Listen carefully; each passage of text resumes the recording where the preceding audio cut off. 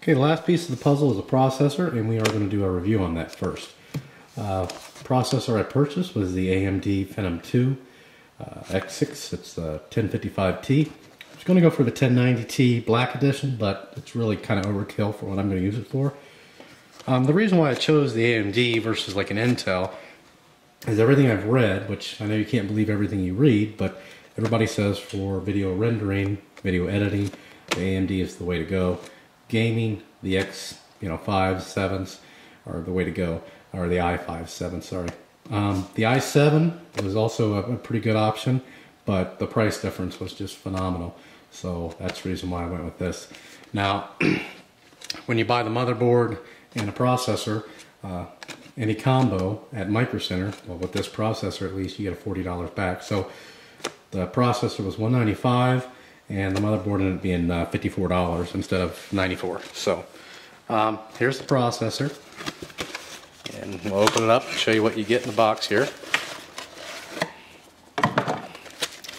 You've got your processor itself, and then you've got your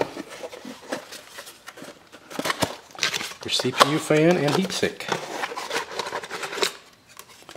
And it's actually not a bad. It's got 4 of the copper tubings, 2 on this side, 2 on this side. Here's where they end. Already comes with the thermal compound attached. The only thing really covering the thermal compound is going to be this plastic shield.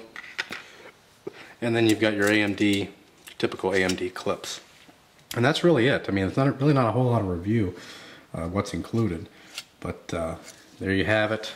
And again, for video editing, from what I've read over numerous forums, Tom's Hardware, everything like that, AMD is the way to go.